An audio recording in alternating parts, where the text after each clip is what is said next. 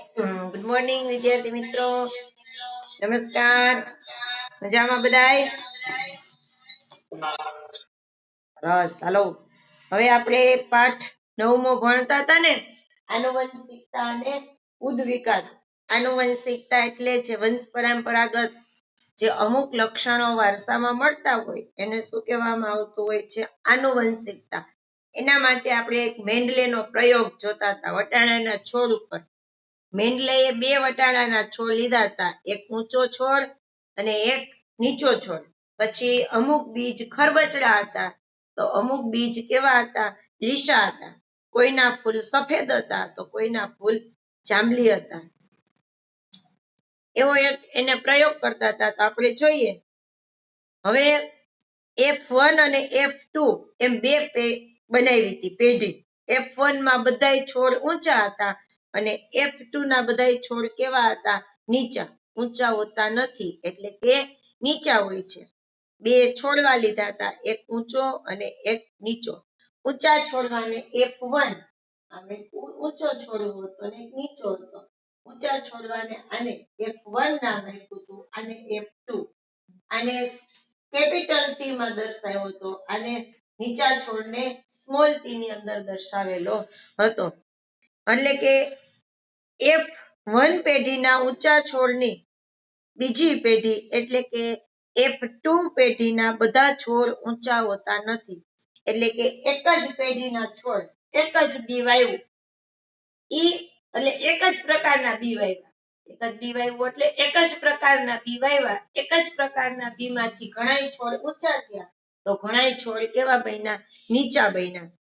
કે એક સરખા બધાય હોતા નથી. વનસ્પતિની અંદર તમે એક વાવો છો એકારે તો બધી વનસ્પતિ એક સરખી ઉગતી નથી. ઘણી વહેલી ઉગે, ઘણા બી મોડા ઉગે, અમુક ઉગતા જ નથી. આવો પ્રશ્ન થતો હોય. મોડા ઉગ્યા હોય તો એ છોડ નીચો રહી જાય.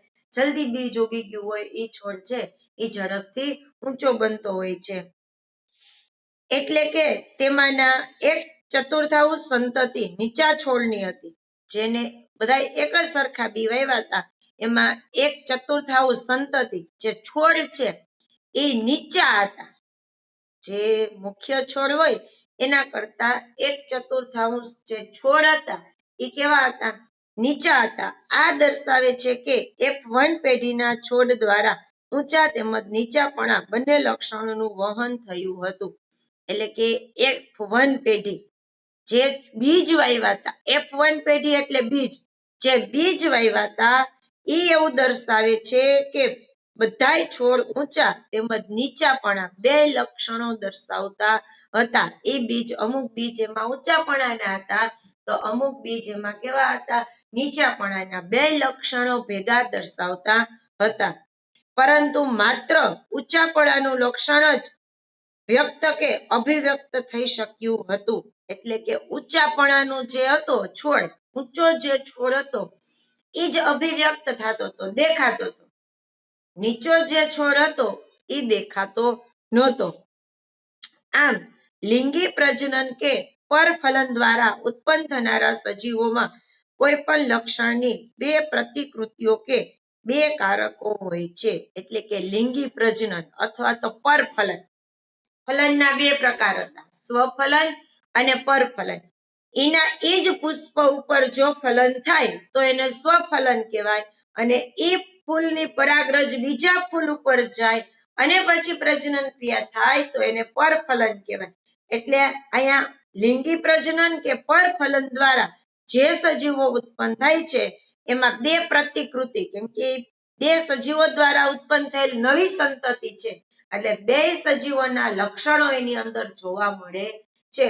જેમ અહીંયા ઊંચા છોડ અને નીચા છોડના લક્ષણો જોવા મળ્યા, એવી જ રીતે લિંગી પ્રજનન કે પરફલન દ્વારા જે પ્રજનન ક્રિયા થાય છે એમાં જે સજીવો ભાગ ભજવે છે એ 2 સજીવની પ્રતિકૃતિ એની અંદર જોવા મળે છે. જે આનુવંશિકતામાં વહન પામે છે એને જ જે પ્રતિકૃતિ સરખાપણું અમુક 2 સજીવો દ્વારા જે નવી સંતતિ ઉત્પન્ન થાય છે એમાં અમુક સરખાપણું પ્રતિકૃતિ હોય છે અથવા કારકોનું વહન થાય છે, એને શું કહેવામાં આવે છે? આનુવંશિકતા. આ બંને એક સમાન હોઈ શકે છે અથવા તો બંને ભિન્ન પણ હોઈ શકે છે. એટલે કે એક સરખા કારકો હોય અથવા તો બે કારકો ભિન્ન હોય છે, જે તેમના પિતૃઓ પર નિર્ભર કરે છે. આ પરિકલ્પનાને આધારે આનુવંશિકતાની એક રીત આકૃતિ 9.3 માં દર્શાવેલી છે. જો અહીંયા બાજુમાં એક આકૃતિ આપેલી છે. બધાય છોડ ઊંચા જ લીધા હતા, ઊંચા છોડ લીધા હતા. ઊંચા છોડને ફરી પાછા વાવ્યા એટલે એમાં ઘણાય ઊંચા ઉગ્યા અને ઘણા એમાંથી કેવા છોડ બન્યા? વામન છોડ. નીચેની આકૃતિ છે એમાં બે છોડ લીધા છે ઊંચા જ, બે લક્ષણો વાળા છોડ લીધા હતા. ઊંચા અને નીચા બે લક્ષણો વાળા છોડ લીધા હતા. એમાં ઊંચા છોડ વાવ્યા હતા. ઊંચા છોડમાંથી ઘણાય છોડ ઊંચા બને છે તો અમુક છોડ કેવા બને છે? વામન બને છે. આ પ્રવૃત્તિમાં ટી એટલે કે કેપિટલ ટી તેમજ કેપિટલ અને સ્મોલ એટલે કે ઊંચો જે કેપિટલ ટી છે એ શું દર્શાવે છે? તો કે એ ઊંચા છોડ દર્શાવે છે. એ શું દર્શાવે છે? ઊંચો છોડ. તેમજ ટી એટલે કે એક ઊંચો છોડ અને એક વામન છોડ, બંને છોડ છે જ્યારે માત્ર સ્મોલ એટલે કે વામન છોડ ધરાવતો નીચો છોડ છે. બીજા શબ્દમાં કહીએ તો ટી એકલા છોડને ઊંચા બનાવવા માટે પર્યાપ્ત છે. એટલે કે એક ટી છે કેપિટલ ટી, એ માત્ર છોડને ઊંચો જ બનાવે છે. એના બીજ છે એ ઊંચા જ બને, પછી ઈ બીજ વામન બનતા નથી. જ્યારે સ્મોલ ટી છે એના બીજ કેવા છે? તો કે એ વામન જ છે. એના છોડ ઊંચા નથી બનતા. ઈ છોડ કેવા હોય છે? નીચા જ રહેતા હોય છે. ઈ છોડ છે એ કેવા બનતા હોય છે? નીચા બનતા હોય છે. એટલે કે જ્યારે નીચાપણા માટે ટી ના બંને વિકલ્પ કારકો જોઈએ છે. ટી ધરાવતા લક્ષણને પ્રભાવી લક્ષણ કહેવાય. યાદ રાખજો, આ પ્રભાવી છે કેમ કે એમાં તમને એક જ કારક જોવા મળે, બીજું કારક નથી હોતું. જ્યારે સ્મોલ ટી ની અંદર બે કારકો હોય છે, ઊંચું અને નીચું વામન. બે કારકોનું વહન થાય ત્યારે વામન છોડ બનતો હોય છે. એટલે ટી જે કેપિટલ ટી છે એને પ્રભાવી લક્ષણ કહેવાય, જ્યારે સ્મોલ ટી છે એને અપ્રભાવી અથવા તો પ્રચ્છન્ન લક્ષણ કહેવાય છે. આકૃતિ 9.4 માં ક્યુ લક્ષણ પ્રભાવી છે અને ક્યુ લક્ષણ પ્રચ્છન્ન છે. જો અહીંયા આકૃતિ આપેલી છે બાજુમાં એક પરફલનની આકૃતિ આપેલી છે અને એક છે સ્વફલન. પરફલન અને સ્વફલનમાં તમને થોડોક તફાવત જોવા મળશે. જ્યારે વટાણાના બે છોડમાં એક વિકલ્પી જનીન યુગ્મને સ્થાને બે વિકલ્પી જનીન યુગ્મનો અભ્યાસ કરવા માટે સંકરણ કરાવવામાં આવે તો શું થશે? હવે તમે જો પેલા બધાય શાકભાજી છે એ તમને નાના નેવા જોવા મળતા. હવે તમે શાકભાજી છે એ તમે જુઓ તો કેવડા ગીસોડા હોય તો પેલા એ આટલા જ બનતા વધી, અત્યારે તો કે અવડા તમને આટલું લાંબુ એક ગીસોડું જોવા મળતું હોય છે. એટલે કે જ્યારે વટાણાના બે છોડ લીધા હોય, એક ઊંચો ને એક નીચો, પછી બેયને મિશ્ર કરવામાં આવે. જેમ આરોપણ પદ્ધતિ હતું એવી રીતે આરોપણ પદ્ધતિ દ્વારા બે છોડને મિશ્ર કરી બેના જે જનીન યુગ્મને સ્થાને જે વિકલ્પી જનીનો હોય આ બેને જોડવામાં આવતા હોય છે. જોડી અને એક નવું જ એમાંથી શું બનાવવામાં આવતું હોય છે? છોડવો બનાવવામાં આવે છે. એટલે સંક્રમણ કરેલા બીજો કહેવાય. કેવા બીજ કહેવામાં આવે છે? સંક્રમણ કરેલા. પીળો રંગ અને ગોળાકાર બીજ ધરાવતા છોડનું જો લીલો રંગ અને ખરબચડા બીજ ધરાવતા છોડની સાથે સંકરણ કરવામાં આવે તો પ્રાપ્ત સંતતિ કેવી હોય? એટલે કે હવે આપણે અહીંયા મેં તમને કાલ જ કીધું હતું, બે પ્રકારના વટાણા છે, એક સફેદ વટાણા અને એક લીલા. જોજો તમે, સફેદ વટાણો એકદમ ગોળ હશે અને લીલો વટાણો છે એ ચપટો હશે, ગોળ નહીં હોય. બે વટાણાની અંદર શું જોવા મળે છે? તફાવત. હવે બે વટાણાને લીધા, એક આ સફેદ વટાણા છે અને આ લીલા વટાણા છે. હવે બે વટાણાને લઈ અને બેને જોડવામાં આવે, બેનું સંક્રમણ કરવામાં આવે, અથવા તો આની જે પરાગરજ હોય સફેદ વટાણાની પરાગરજ, ઈ પરાગરજને આ લીલા વટાણાના ફૂલની પરાગરજ સાથે સંક્રમણ કરવામાં આવે. બેયનું સંક્રમણ કરવામાં આવે એટલે સફેદ વટાણાની પરાગરજ અને લીલા વટાણાની પરાગરજ છે ઈ બેયને મિશ્ર કરવામાં આવે. મિશ્રણ કરો એટલે એક નવા જ લક્ષણો વાળી એક નવી જ વનસ્પતિ તમને જોવા, એક નવું જ બીજ જોવા મળે છે. તો અહીંયા એ જ કહેવા માંગે છે કે આ પરફલન કહેવાય. આ જે ફલન થાય, જે સફેદ ફૂલની પરાગરજ છે એ લીલા વટાણાના છોડ ઉપર આપણે એની રજને મિશ્ર કરીએ એટલે એને પરફલન કહેવાય. શું કહેવામાં આવે છે? પરફલન. આવું પરફલન દ્વારા જે બીજ ઉત્પન્ન થાય છે એ બીજમાં બે લક્ષણ હોય. સફેદ વટાણાના લક્ષણ હોય અને લીલા વટાણાના પણ લક્ષણ જોવા મળે છે. આ વટાણાનો છોડ એ માત્ર ઉદાહરણ છે. વટાણાનો છોડ છે એ માત્ર ઉદાહરણ. મેન્ડલેએ પેલા વટાણાના છોડમાં આવું બધું જોયું, એના ઉપરથી એને પછી આનુવંશિકતા, જે વારસાગત ભિન્નતા આવે છે, એને એ સાબિત કર્યું. એટલે કે જ્યારે બે છોડ, એક પીળો રંગ ધરાવતો અને એક છે લીલા રંગ ધરાવતા વટાણા, પીળા રંગના વટાણા લીસા હોય છે અને લીલા રંગના વટાણા છે એ કેવા હોય છે? તો કે ઈ ખરબચડા, ચપટા અને ખરબચડી સપાટી ધરાવે છે. F1 પેઢીના બધા છોડ પીળા રંગ અને ગોળાકાર બીજ ધરાવતા હશે. આમ પીળો રંગ અને ગોળાકાર બીજ પ્રભાવી લક્ષણ છે. એટલે કે આ જે છોડ રહ્યો એ ગોળાકાર અને કેવો છોડ છે? પીળો રંગના, જે લીલા રંગના વટાણા છે એ ગોળાકાર બીજ ધરાવે છે અને એની સપાટી લીસી છે. જ્યારે આ લીલા વટાણા છે એ ખરબચડા હશે એટલે આને સફેદ વટાણાને F1 નામ આપ્યું, આ પેઢીને F2. પછી આ બે પેઢીનું સંક્રમણ કરવામાં આવે. F1 પેઢી અને F2, આ બે પેઢીનું શું કરવામાં આવે છે? સંક્રમણ કરવામાં આવે. એટલે આને પ્રભાવી લક્ષણ કહેવાય અને આને અપ્રભાવી લક્ષણ કહેવાય. આને પ્રભાવી કહેવાય અને F2 છે એને અપ્રભાવી લક્ષણ.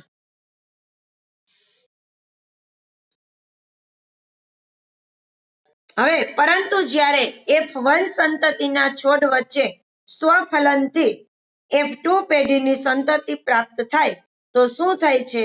મેન્ડલે દ્વારા કરવામાં આવેલ પહેલા પ્રયોગને આધારે આપણે કહી શકીએ કે F2 સંતતિના કેટલાક છોડ પીળા રંગના ગોળાકાર બીજ ધરાવતા હોય અને કેટલાક છોડ લીલા રંગના અને ખરબચડા બીજ ધરાવતા હોય છે. હવે સ્વફલન દ્વારા પીળો રંગ અને સફેદ રંગ F2 પેઢીના જે છોડ છે એ સ્વફલન દ્વારા પ્રજનન ક્રિયા કરી અને ઘણા બીજ પીળા રંગના બને છે તો કેટલાક બીજ છે એ લીલા રંગના અને ખરબચડા બનતા હોય છે. પરંતુ F2 પેઢીની સંતતિના કેટલાક છોડ નવું સંયોજન અભિવ્યક્ત કરે છે. તેમાંથી કેટલાક છોડ પીળા રંગના અને ખરબચડા બીજ ધરાવતા અને કેટલાક છોડ લીલા રંગના ગોળાકાર બીજ ધરાવતા હોય છે. આમ પીળા રંગનું અને લીલા રંગનું લક્ષણ અને ગોળાકાર બીજ અને ખરબચડા બીજનું લક્ષણ સ્વતંત્ર રીતે આનુવંશિકતા પામે છે. એક વધુ ઉદાહરણ આકૃતિ 9.5 માં દર્શાવેલ છે. હવે જોયું તમે, અહીંયા શું કીધું છે કે આ F2 પેઢીનું જે લક્ષણ, F2 પેઢીનું લક્ષણ છે એ સ્વફલન દ્વારા કેવા બીજ? તો કે પીળા રંગના બીજ પણ સપાટી ખરબચડી. સ્વફલન થાય અથવા તો પરફલન. પરફલન દ્વારા મેં તમને એમ કીધું કે આ જે સફેદ વટાણાનો છોડવો છે એ પીળા રંગના વટાણાનો છોડવામાં લીલા રંગના વટાણાના આની પરાગરજ હોય. આ F1 પેઢીની પરાગરજ હોય એ F2 પેઢી ઉપર જાય એટલે એની રજને ત્યાં જાય એટલે હવે જે આના જે બીજ ઉત્પન્ન થાય, આની અંદર બીજ, આની પરાગરજ આમાં જાય, આની પરાગરજ આમાં જાય. હવે જે બીજ ઉત્પન્ન થાય એ કેવું થાય? તો કે પીળા રંગમાં જે બીજ હતા એની સપાટી ગોળાકાર હતી પણ હવે પીળા રંગના બીજ ખરબચડા બનશે. કેવા બનશે? ખરબચડા. જ્યારે લીલા રંગના વટાણા છે એ કેવા બનશે? તો કે ગોળાકાર બનશે. શું કામે? તો કે આની જે પરાગરજ હતી એ આપણે F2 પેઢી ઉપર સંક્રમણ કર્યું એટલે એમાં સંતતિની અંદર જે નવો સંતતિ ઉત્પન્ન થાય છે, નવો છોડ બને, જે વટાણો આવે છે એનો તફાવત જોવા મળે છે. એમાં બીજ ગોળાકાર, લીલો રંગ, બીજ ગોળાકાર બને છે અને આના જે ફૂલની પરાગરજ છે એ આ ફૂલ ઉપર જાય અને ફલન ક્રિયા થાય એટલે શું થાય છે? બીજ કેવા બને છે? ખરબચડા. એટલે જે વારસાગત છે અહીંયા બે સજીવો હોય, લિંગી પ્રજનન ક્રિયાની અંદર બે સજીવો હોય છે અને આ બે સજીવો દ્વારા જે નવી સંતતિ ઉત્પન્ન થાય એમાં તમને ભિન્નતા જોવા મળે. બે સજીવો દ્વારા મેન્ડલેએ પ્રયોગ ઉપરથી એ જ તારણ કાઢ્યું. એવા એ માગે છે કે વટાણાના જે બે છોડ અહીંયા લીધા હતા, એક સફેદ છોડ અને એક લીલો છોડ, બે છોડ લીધા, બેયની પરાગરજનું સંક્રમણ કરાયું. બેયની પરાગરજનું શું થયું હતું? સંક્રમણ. સફેદ ફૂલની પરાગરજ અને લીલા વટાણાની પરાગરજનું સંક્રમણ થયું એટલે સફેદ વટાણાના છોડ ઉપર લીલા અને ખરબચડા બીજ આવ્યા, જ્યારે લીલા રંગના વટાણાના છોડ ઉપર પીળા અને લીલા અને કેવા બીજ આવે છે? ગોળાકાર બીજ આવે છે. અહીંયા પીળા દે પણ બીજ ખરબચડા બની જાય, અહીંયા બીજ લીલા જ દે પણ કેવા બની જાય છે? ગોળાકાર બની જાય છે. હવે એક નીચે બીજી આકૃતિ આપેલી છે, ગોળાકાર અને લીલા બીજ, જ્યારે ખરબચડા અને પીળા બીજ ઉત્પન્ન થાય છે. આ બેનું સંક્રમણ કર્યું, લીલા ગોળાકાર બીજ અને ખરબચડા અને પીળા બીજનું જ્યારે સંક્રમણ કરે ત્યારે એક પીળા બીજ, ગોળાકાર પીળા બીજ તમને જોવા મળે છે. હવે છે આ લક્ષણો પોતાની જાતે કેવી રીતે અભિવ્યક્ત થાય છે? આ બધા લક્ષણો જાતે જ દેખાય. તમે જુઓ એટલે તમને ભિન્નતા, માતા પિતાનો જે વારસો હોય એના બાળકમાં અમુક ટકા આવતો હોય, અમુક ટકા એમાં તમને ભિન્નતા જોવા મળતી હોય છે. એટલે આના ઉપર કેવું? નકર વનસ્પતિમાં ક્યારેય ભિન્નતા ન હોય, પણ જ્યારે બે વનસ્પતિને મિશ્ર કરવામાં આવે ત્યારે તેમાં તમને એની અંદર થોડી ઘણા અંશે ભિન્નતા જોવા મળે છે. આનુવંશિકતાની કાર્યવિધિ કેવી રીતે થાય છે? કોષીય ડીએનએ એ કોષમાં આવેલ પ્રોટીન સંશ્લેષણ માટેની માહિતી સ્ત્રોત આપે છે. આ યાદ રાખજો, આનુવંશિકતાની કાર્યવિધિ માટે કોષની અંદર ડીએનએ, જે કોષ હોય શરીરની અંદર, એ કોષની અંદર ડીએનએ કોષમાં આવેલ પ્રોટીનના સંશ્લેષણ માટે, જે પ્રોટીન ડીએનએ છે એ પ્રોટીનના સંશ્લેષણ માટે આપણને માહિતી આપે છે. ડીએનએ નો તે ભાગ જેમાં કોઈ પ્રોટીન માટે સૂચના હોય છે તે પ્રોટીનનો જનીન કહેવાય. એ પ્રોટીનને શું કહેવામાં આવે છે? જનીન. આના પહેલા જનીન એટલે તો કે જે માતાના ગર્ભની અંદર બાળક છે એ જનીનો દ્વારા જે પોષણ મેળવતું હોય એ ડીએનએ માંથી જે પ્રોટીન હોય એ પ્રોટીનનું શું કરે છે? સંશ્લેષણ કરે છે, એટલે એમાંથી પ્રોટીન મેળવે છે. તે સૂચના સાંકેતિક ભાષામાં હોય તેને જનીન, એને આપણે ડીએનએ, એની બીજી પ્રતિકૃતિ છે એને શું કહેવામાં આવે છે? જનીનો કહેવામાં આવે છે.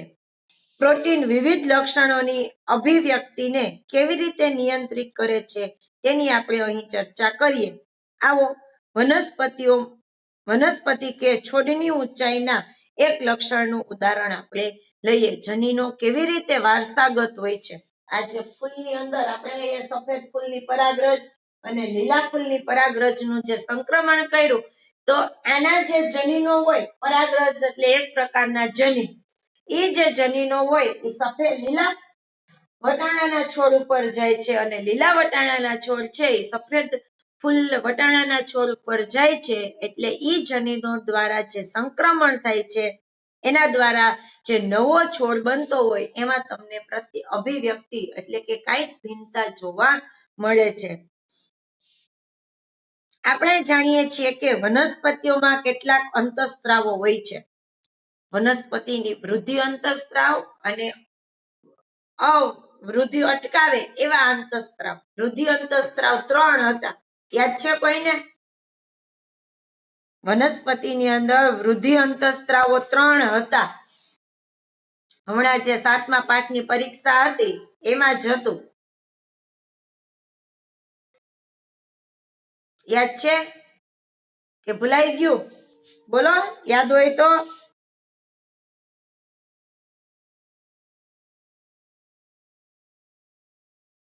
નથી યાદ કોઈને? કેમ જવાબ આવતો નથી કોઈનો? હા ના તો કયો. તમારા કરતા 9મા વાળા હાટાહાટી જવાબ દે. આપણે કઈક પૂછીએ પેલા તો એનો જવાબ હાજર હોય. વૃદ્ધિ અંતઃસ્ત્રાવો 3 હતા. ક્યાં 3 હતા?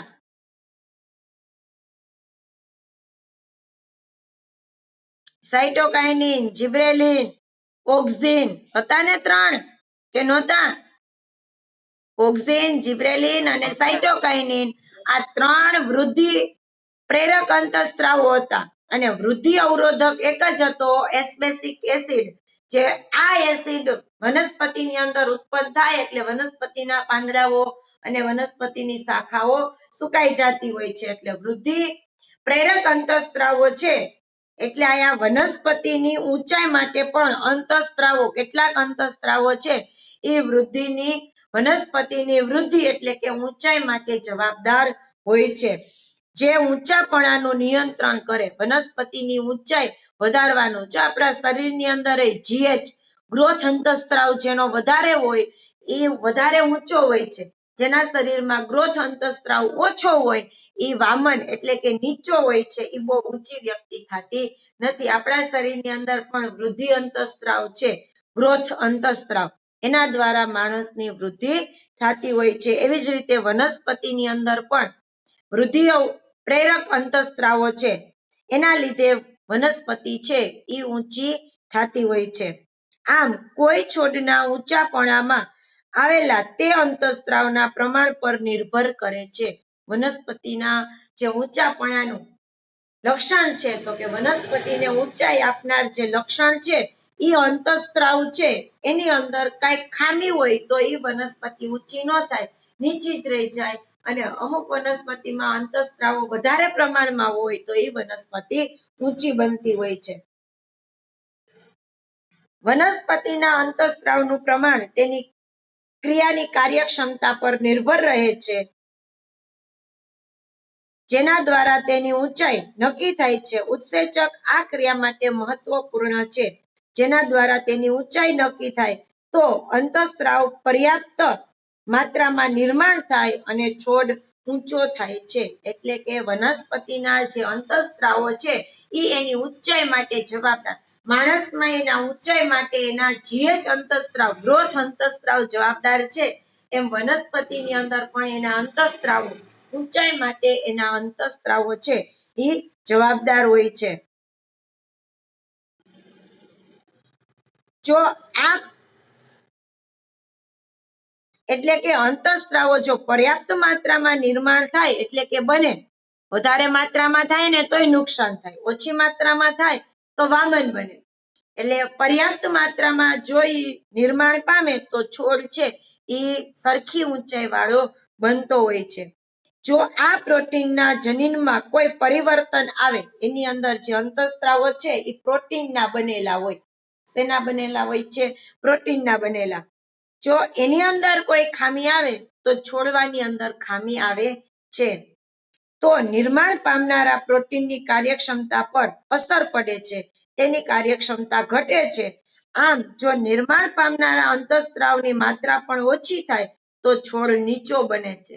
એટલે કે પ્રોટીનની ખામી સર્જાય. અંતઃસ્ત્રાવ જે વૃદ્ધિ પ્રેરક અંતઃસ્ત્રાવ છે એની અંદર જો ખામી સર્જાય પ્રોટીનની તો પ્રોટીન ઘટે એટલે ઈ છોડ છે એ કેવો બનતો હોય છે? નીચો બનતો હોય છે. તમારા શરીરમાં જીએચ ગ્રોથ અંતઃસ્ત્રાવ વધારવા માટે તમારે પ્રોટીનની જરૂર હોય. એટલે વધારે પોષક તત્વયુક્ત જેમાંથી પ્રોટીન મળતું હોય તો પ્રોટીન વધારે તમને શેમાંથી મળતું હોય છે? કઠોળ વર્ગની વનસ્પતિ અને લીલી વનસ્પતિ. આ જે કઠોળ તમે ખાવ છો એમાં ભરપૂર માત્રામાં પ્રોટીન હોય. ચણા ને મગ ને મઠ ને આવું બધું ખાવ તો એમાંથી તમને પ્રોટીન મળતું હોય છે.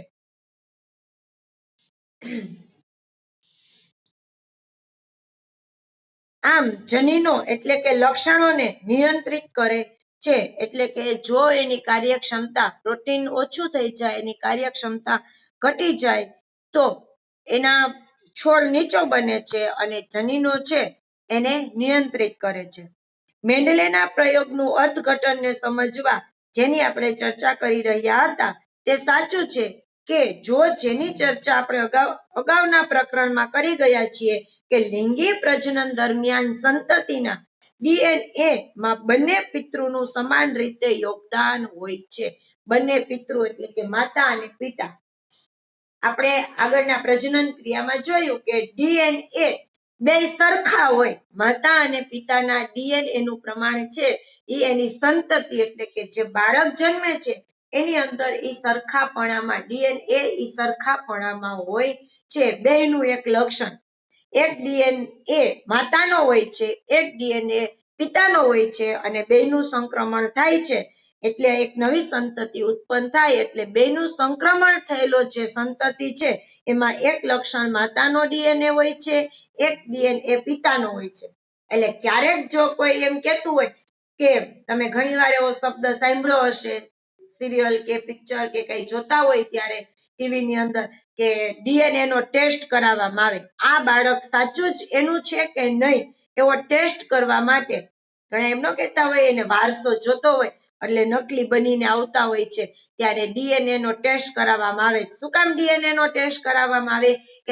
કેમ કે DNA એ એવું લક્ષણ છે જે માતા અને પિતા બેયનું એક એક લક્ષણ જે સંતતિ હોય એની અંદર જોવા મળે. જો એનું બાળક ન હોય, એની સંતતિ ન હોય તો માતા કે પિતાનું એકય લક્ષણ એ બાળકની અંદર જોવા મળે નહીં. પછી કોઈ પણ તમારા વાળનો DNA થાય ને તો એની અંદર તમારા માતા કે પિતાનું એક લક્ષણ હાજર હોય છે. એટલે કે આપણે અગાઉના પ્રકરણમાં જોયું કે પ્રજનન ક્રિયા દરમિયાન પિતૃઓ એટલે કે માતા અને પિતા તરફથી જે સંતતિ એની અંદર DNA નું પ્રમાણ બેયનું માતા અને પિતા બેયનું DNA નું પ્રમાણ કેવું હોય છે? સરખું હોય છે. જો બંને પિતૃઓ સંતતિના લક્ષણોનું નિર્ધારણ કરવામાં મદદરૂપ થાય છે તો બંને પિતૃઓ એક જ જનીનની એક પ્રતિકૃતિ સંતતિને આપે છે. DNA ની અંદર રહેલા જનીનો એક એક જનીન જેને આપણે રંગસૂત્ર કહીએ. જનીનને શું કહેવામાં આવે છે? રંગસૂત્ર. એટલે કે રંગસૂત્ર છે એ પ્રોટીનથી સંપૂર્ણ ભરેલા હોય છે. બે માતા અને પિતાનો એક એક માતાની અંદર X જનીનો હોય અને પિતાની અંદર X અને Y જનીન હોય છે. જેમ મેન્ડલે વટાણાના છોડને ટી નામ આપ્યું અને અહીંયા બીજી પેઢીને વામન પેઢીને સ્મોલ ટી નામ આપ્યું. એવી જ રીતે માતાની અંદર XX રંગસૂત્ર હોય છે જ્યારે પિતાની અંદર X અને Y રંગસૂત્રો આવેલા હોય છે. જનીનની એક પ્રતિકૃતિ એટલે કે એક એક રંગસૂત્ર છે. આમાંથી એક પિતાનું રંગસૂત્ર હોય અને એક રંગસૂત્ર માતાનું હોય છે. આનો અર્થ એ થાય છે કે વટાણાના પ્રત્યેક છોડમાં બધા જનીનોના બે સ્ટેટસ યુગ્મ હોય છે. પ્રત્યેક પિતૃ તરફથી એક સેટની આનુવંશિકતા થાય છે. આ રીતને સફળ કરવા માટે પ્રત્યેક પ્રજનન કોષમાં જનીનનો માત્ર એક જ સેટ હોય છે. જનીનનો એટલે કે પ્રત્યેક પ્રતિકૃતિ બનવા માટે વટાણા જેવા બીજા વટાણાના બનવા માટે પિતૃ તરફથી એક જ જે આ ફૂલ હોય એ ફૂલ તરફમાં જે પરાગરજ હોય એ એમાં અહીંયા જે આપણું આવી રીતે આમ ફૂલનો સંગ્રહ થાય એની અંદર બીજાશયની અંદર અને પછી એમાંથી એક નવું બીજ બનતું હોય છે. એટલે કે જે પ્રજનન કોષો છે એટલે આ જે બીજાશય છે એને પ્રજનન કોષ કહેવાય. જે પ્રજનન કોષ છે એની અંદર જનીનનો માત્ર એક જ સેટ આવેલો હોય છે. જ્યારે સામાન્ય વાનસ્પતિક કોષ દૈહિક કોષમાં જનીનના સેટની બે પ્રતિકૃતિઓ હોય છે તો પછી પ્રજનન કોષમાં તેનો એક સેટ કેવી રીતે બને છે? જો સંતતિ છોડ એટલે કે બાળ છોડને પિતૃ છોડથી સંપૂર્ણ જનીનોનો એક પૂર્ણ સેટ પ્રાપ્ત થાય છે તો આકૃતિ 9.5 માં દર્શાવેલ પ્રયોગ સફળ થઈ શકતો નથી. તેનું મુખ્ય કારણ એ છે કે બે લક્ષણ આર અને વાય સેટમાં એકબીજાથી, જો અહીંયા એક આકૃતિ આપેલી હતી, આર અને વાય બે સેટ તૈયાર કર્યા હતા. અહીંયા મેન્ડલે એકને નામ આપ્યું હતું આર અને બીજાને નામ આપ્યું હતું વાય. સંલગ્ન રહે છે એટલે કે સ્વતંત્ર, બે આર અલગ હોય અને વાય અલગ. આ બે જનીનો જો મિશ્ર ન થાય, બાળ છોડની અંદર રહેલા જે જનીનો એ પિતૃ છોડ જેવા ન હોય, ત્યારે બે સ્વતંત્ર આર અને વાય છે એ ખોટા બને, એ સ્વતંત્ર રહેતા હોય છે તથા સ્વતંત્ર રીતે આનુવંશિકતા દર્શાવી શકતા નથી. તેથી આ સત્યને આધારે સમજી શકાય છે કે વાસ્તવમાં એક જનીન સેટ માત્ર એક ડીએનએ શૃંખલાના રૂપમાં ન હોતા ડીએનએની અલગ અલગ સ્વતંત્ર રૂપે શૃંખલા રૂપે હોય છે. ડીએનએ એક ન હોય, એની શૃંખલા હોય. ડીએનએ છે એ એક ન હોય, માત્ર એની અંદર રહેલું જનીન જ એક હોય છે. એક માતાનું જનીન હોય અને એક પિતાનું જનીન હોય, બાકી એની એક શૃંખલા હોય. એની ડીએનએ ની રચના આવી બનતી હોય છે. આમ ડીએનએ ની રચના હોય, આવી શૃંખલા હોય, આવી નિસરણી જેવી એની શૃંખલા બને. આ ડીએનએ ની શૃંખલા છે પ્રતિકૃતિ. એમાં એક લક્ષણ એક્સ હોય તો બીજું લક્ષણ વાય, XY એવી રીતે એક લક્ષણ માતાનું અને એક લક્ષણ છે એ પિતાનું જોવા મળતું હોય છે. આવી રીતે આવી એની 23 જોડ હોય. કેટલી જોડ હોય છે? 23 જોડ. ડીએનએ ની અંદર આવા જનીનો જે રંગસૂત્રો છે એની 23 જોડ આવેલી હોય છે. એમાંથી એક એક લક્ષણ છે એ વારસામાં પિતૃ તરફથી મળતું હોય છે, જેમાંથી પ્રત્યેકને એક રંગસૂત્ર કહેવાય છે. પ્રત્યેક જનીનો છે એને શું કહેવામાં આવે છે? એક રંગસૂત્ર. આમ પ્રત્યેક કોષમાં પ્રત્યેક રંગસૂત્રની બે પ્રતિકૃતિઓ હોય છે, જેમાંથી એક નર તથા બીજી માદા પિતૃ તરફથી પ્રાપ્ત થયેલી હોય છે. રંગસૂત્રની જોડી. રંગસૂત્ર કેમાં હોય છે? જોડીમાં. તમને કીધું ને કે કુલ રંગસૂત્ર ડીએનએ ની આવી શૃંખલા બને. આ ડીએનએ ની શૃંખલાની અંદર 23 જોડ રંગસૂત્ર હોય. 23 જોડ. જોડ હોય એટલે એ જોડીમાં જ હોય. નર અને માદા એ જોડીમાં જ હોય છે રંગસૂત્ર. 23 જોડ હોય છે. એમાંથી એક માતા તરફથી રંગસૂત્ર હોય અને એક પિતા તરફથી હોય છે.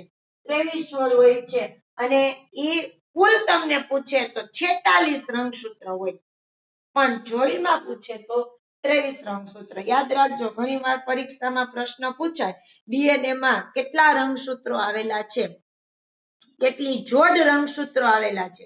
કેટલી જોડ પૂછે તો 23 અને કુલ કેટલા રંગસૂત્ર છે તો 46. કુલ રંગસૂત્ર 46 છે અને જોડીમાં પૂછે તો 23. યાદ રાખજો. જેમાંથી એક નર તથા બીજી માદા પિતૃ તરફથી પ્રાપ્ત થયેલી હોય છે. પ્રત્યેક પિતૃકોષ એટલે કે પૈતૃક અથવા તો માતૃકથી રંગસૂત્રની પ્રત્યેક જોડમાં માત્ર એક રંગસૂત્ર જ એક જનન કોષમાં આવે છે. એટલે કે જે નવી સંતતિ છે એ આમાંથી એક જ, આ 23 જોડ રંગસૂત્રો છે એમાંથી એક જ જોડ એના માતા અને પિતા બે તરફથી એક એક જોડ છે એ નવી સંતતિની અંદર રંગસૂત્રો આવે છે. જ્યારે બે જનન કોષોના સંલયન કે ફલન થવાથી નિર્માણ પામેલા યુગ્મજનમાં રંગસૂત્રની સંખ્યા પુનઃ સામાન્ય થઈ જાય છે અને સંતતિમાં રંગસૂત્રોની સંખ્યા નિશ્ચિત જળવાઈ રહે છે. જે જાતિના ડીએનએની સ્થાયીતાને સુનિશ્ચિત કરે છે અને આનુવંશિકતાની આ ક્રિયાવિધિથી મેન્ડલેના પ્રયોગના પરિણામને સમજી શકાય છે. તેનો ઉપયોગ લિંગી પ્રજનન કરનારા બધા સજીવો કરે છે, પરંતુ અલિંગી પ્રજનન કરનારા સજીવોમાં પણ આનુવંશિકતાના આ નિયમોનું પાલન થાય છે. શું આપણે જાણી શકીએ કે તેમાં આનુવંશિકતા કેવી રીતે થાય છે? એટલે કે પિતૃઓ તરફથી જે વારસો મળતો હોય છે એ આનુવંશિક સંતતિની અંદર બે માતા અને પિતા બે તરફથી એક એક રંગસૂત્ર છે એ મળતું હોય છે અને એ સંતતિ છે એ ફરી પાછું એ રંગસૂત્રની અંદર નવા રંગસૂત્રો ઉત્પન્ન કરે છે અને એક ડીએનએ ની રચના તૈયાર કરે છે. જે મેન્ડલેએ આપણને બે છોડ આપ્યા એના ઉપરથી તમને થોડી ભિન્નતા, પીળા છોડમાં લીલા વટાણાનું લક્ષણ હતું અને લીલા વટાણામાં પીળા વટાણાના લક્ષણો જોવા મળ્યા હતા. હવે લિંગ નિશ્ચયન એ આપણે કાલે જોશું. અહીંયા સુધી રાખીએ.